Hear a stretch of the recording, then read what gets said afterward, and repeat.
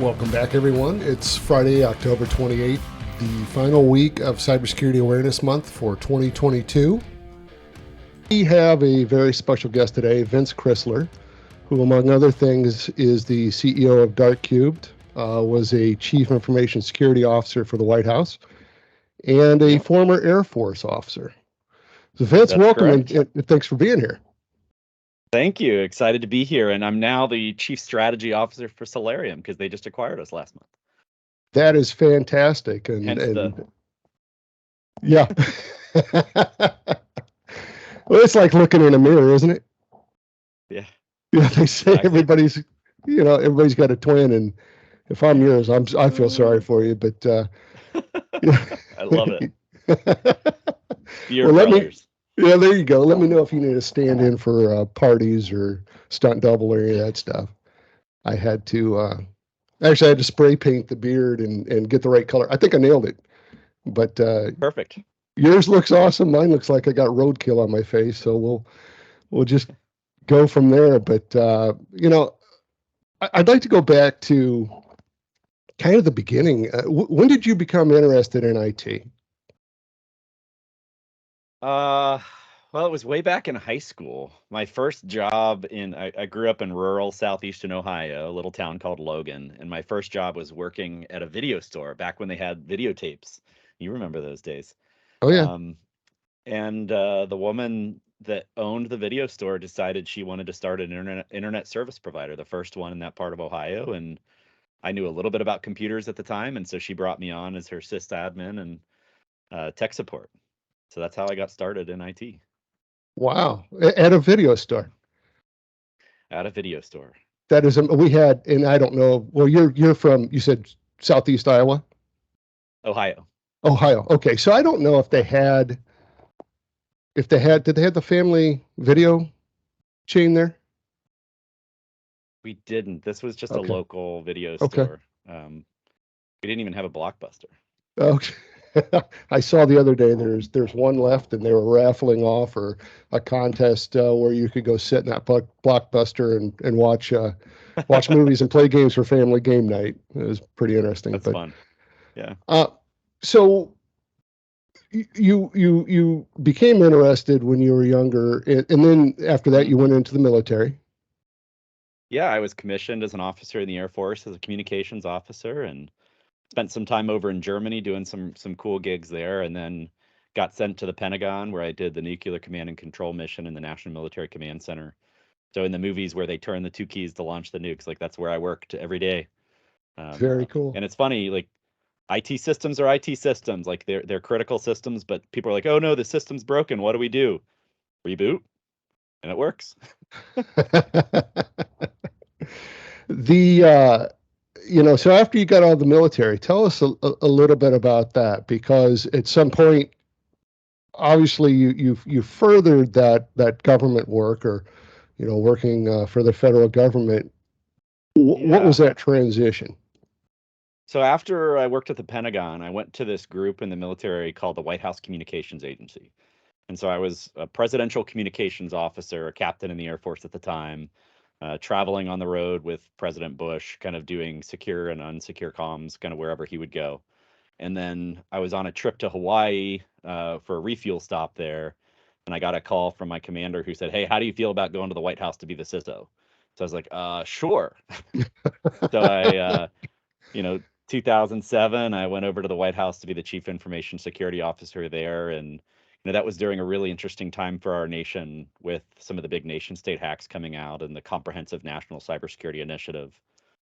Supported the White House through 2009 into the Obama administration as a non-political civilian. I got out of the Air Force to stay there. And then I went over and supported DHS for about 5.5 years doing the national cybersecurity mission there. It was a pretty cool gig. So how does that work, going from one administration to another? Are you, obviously you were given the opportunity to stay on, but a lot of times we hear, the administration comes in and picks their own people for certain things. And is that accurate? Does that describe how it was with you, or how did that work? Yeah, so the White House as a federal organization is actually the executive office of the president. That's kind of the official title. and it includes things like the Office of Management and Budget, U.S. Trade Reps, a whole bunch of other groups. And so we were in the Office of Administration, OA, and there's like I think 1,400 people, maybe more now, in the Executive Office of the President, and a lot of those are career civilian government employees. And then there's a group of people at the top that are presidential appointees that are all political. So, Okay. one of the hardest periods in my life from a tech standpoint was the transition between the Bush administration, the Obama administration, because there are so many rules and regulations, as you'd expect with government, Sure. around the Presidential Records Act, Federal Records Act. So making sure any record that was tied to President Bush was off of all the IT systems at 11:59, because at 12:01 when Obama was sworn in, they're all now presidential records of Obama. So every email, every desktop file, hard drive swapped out for the entire White House. So it was that's actually when I started growing this beard, was in I think November of 2008, as we were gearing up for presidential transition and working 12, 14-hour days. Wow. Did this probably wasn't in your responsibilities, but did you ever have to restore or anything a file a president might have deleted on accident? Or No, Bush didn't use computers all that much. So what was interesting is that transition from the Bush administration to the Obama administration was big from a technology standpoint. So Obama famously, wanted his iPhone, yep. right? And that was one of the first challenges that we had to deal with the Obama administration, was how do you give the president an iPhone when he's, probably going to be targeted by a few people. Mm-hmm. Um, and at the time we were still using BlackBerries. So I remember, like, the inauguration parade was going outside, and all the senior staff of the Obama administration were there, and I was giving them all their BlackBerries and, welcome to the government. Here's an aged piece of hardware. but but no, it was pretty cool. He kind of became famous for that BlackBerry a little bit. Several times I'd see something. He was tethered to it quite a bit, wasn't he? Yeah, and there were a lot of people in different parts of the White House and other organizations that put in a lot of hard work to make sure that device was secure and worked the way it should. So I'm guessing that the interview questions for becoming the chief information security the CISO there for the White House are a little bit different than we would normally go through. Can you tell us what is that like? I mean, you obviously have to. I would assume you still have to go through some sort of interview process. Is that correct, or how does that work? Yeah, I kind of slipped in. They probably wouldn't have hired me if they had had to interview me, because I already had all the high clearances and everything you needed to kind of be within arm's length of the president at the time. I was at WACA, the White House Communications Agency, and they basically needed somebody to fill in as the CISO, because the CISO had left. And so they're like, how about you fill in? And so I jumped in and filled in, and then they ended up offering me a job to stay. So I was kind of interviewing in place. It was like, you're the stand-in guy. Okay, you've done a good job, so you're going to stick around. So and I'm assuming then, being in the White House, you did have to meet with higher ups in the administration a time or two. What was that Yeah, like? I was also responsible for, like, making sure the folks in the West Wing had the support that they needed from a tech side. So, if any of their devices broke or any of their computers had issues, like, I would be the one to kind of run over to the West Wing and kind of make sure that they had what they needed from a tech standpoint. So there were lots of nervous moments as you get that phone call, like, hey, I need you over here right now. And, like, you know, you get over there and help with whatever helps. And it's all the standard IT stuff. People want to use apps that aren't authorized, or, something's not working. Or I remember I described this. The punchline is the end of the story isn't as great, but the beginning of it is like, I remember getting a phone call at like 6 o'clock in the morning, and it was one of the aides to the chief of staff. And they were like, the chief of staff's BlackBerry's broke. He's running to the helicopter right now. What can you do to fix it? And, like, all in my head is like, MacGruber. And of course the solution is like the three finger salute, Control Alt Delete on the Oh yeah. BlackBerry, and rebooted it, and it worked. And they're like, oh, you're awesome, amazing, great work. It's like, okay. Did you ask the president if he's rebooted or powered it off, powered it on, or No, no, that didn't fly, huh? Okay. no. Well, you know, So we've talked with several small and medium-sized businesses, and that's where Dark Cube is focused.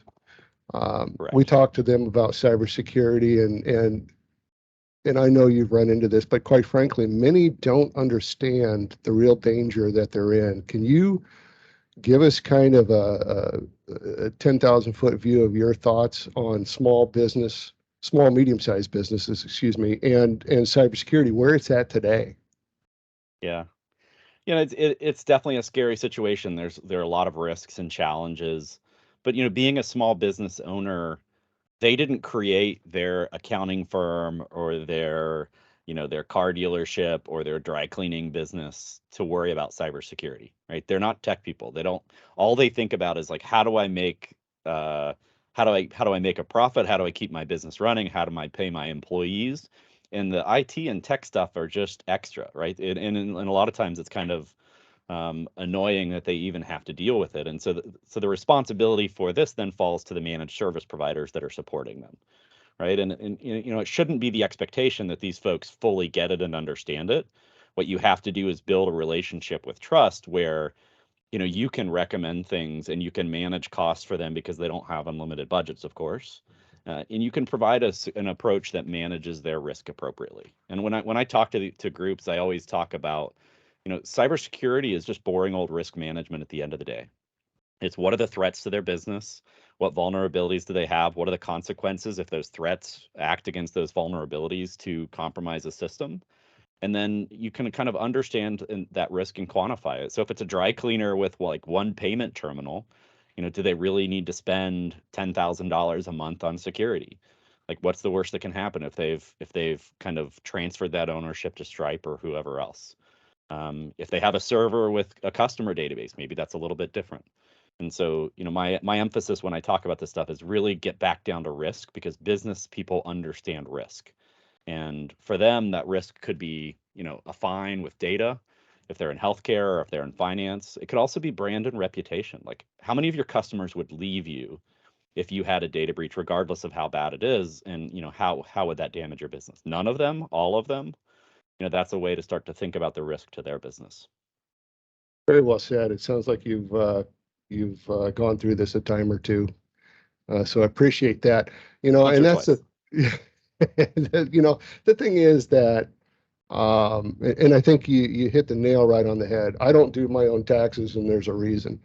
And when you talk about these small businesses, a lot of times they don't have the proper controls in place to monitor or prevent attacks. That's a given.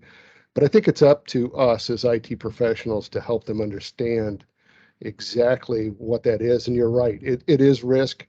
Uh, you know, Years ago when you started in this, I started in this, these careers, it was enterprise, it was government, Yep. those were the targets. And that has shifted so much in the past few years. It's just crazy.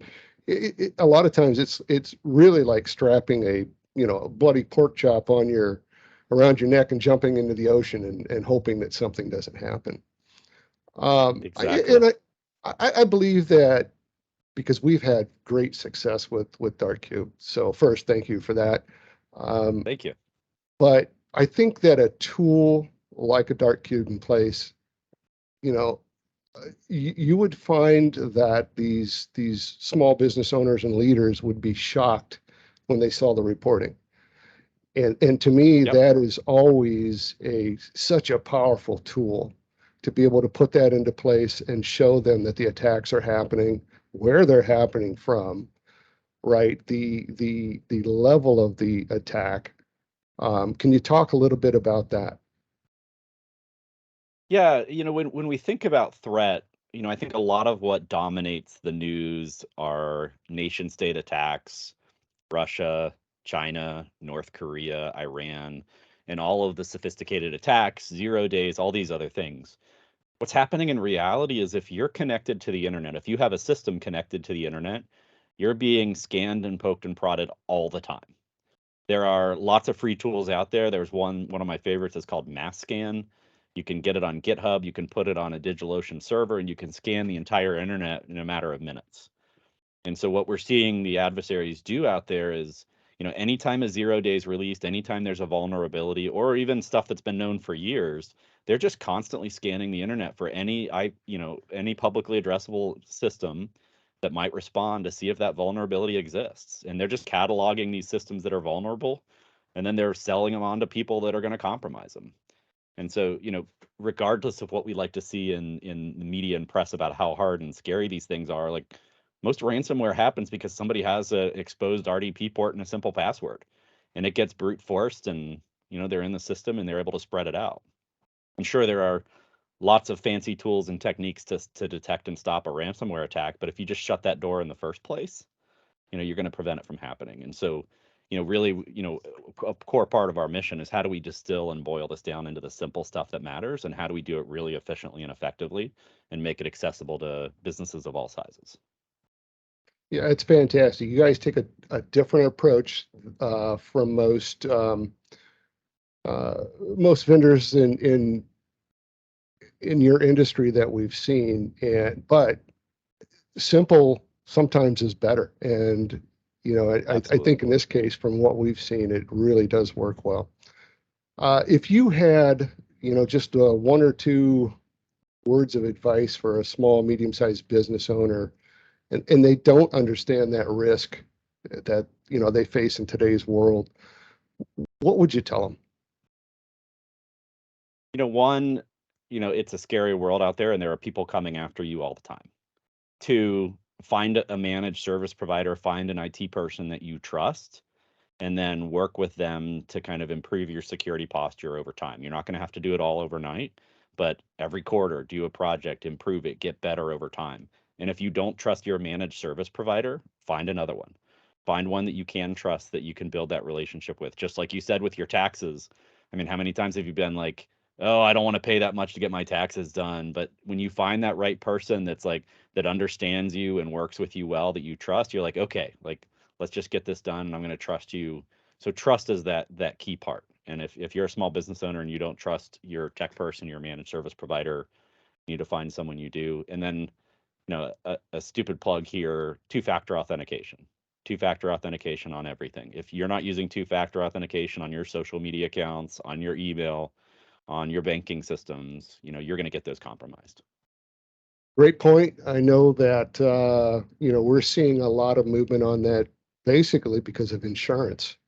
These cyber liability insurance policies are demanding at minimum, a two-factor or multi-factor type solution. And so, you heard it right here from Vince. Is there anything that you want to plug? I know you've got this thing coming up, right? I saw maybe some charity for that. I kind of in reverse, right? And usually it's November is no shave month. What are we talking about here? Yeah, so there are a group of us hooligans, I would say, in the cybersecurity world that all have kind of this chin fur and beard stuff, that have all agreed to say, if we get $100,000 donated to a group of charities, then we will shave. And we're making a lot of progress. We're over $80,000 now. Wow. The shave is already scheduled because we know we're going to break 100K. But that shave is scheduled for I'm going to be shaving on Veterans Day in November at IT Nation Secure or IT Nation Connect. Anybody that's listening, donate $5, $10. Doesn't have to be a big dollar donation, but there are some great charities out there, Women Who Code, some veteran charities, some really really cool charities that we're supporting. This isn't going to anything other than those charities. Give $5 or $10. Google Cyber Matt Lee, and you'll find his beard shave page. It's pretty easy. Or find me on LinkedIn, connect, and you'll see some stuff there. But I would appreciate everybody supporting those charities. There you go. My face is going to be cold this winter.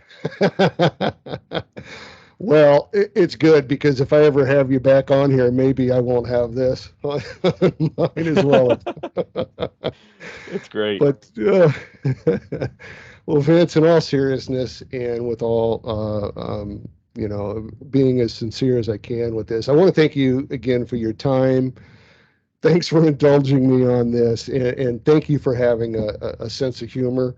I didn't know if this was going to be a 15, 20-minute interview or a 30-second interview, but I'm glad it lasted as long as it did. So I do hope that we can reach out and connect and maybe come back at some time in the future, talk about some Absolutely. of your other endeavors as well. But again, definitely appreciate your time, and I know that the audience will as well. Thank you. It's been my pleasure. And thanks everybody for joining us. We appreciate you listening, and hopefully you learned something. Again, Cybersecurity Awareness Month. This is going to wrap it up for October. We'll be back in November with our monthly podcast, and that's going to center around you, the individuals from several companies in the community. And we hope you enjoy that. Again, special thanks to our guest, Vince Crisler. And we'll be back in November, regular monthly schedule. Until then, have a fantastic weekend. Thanks.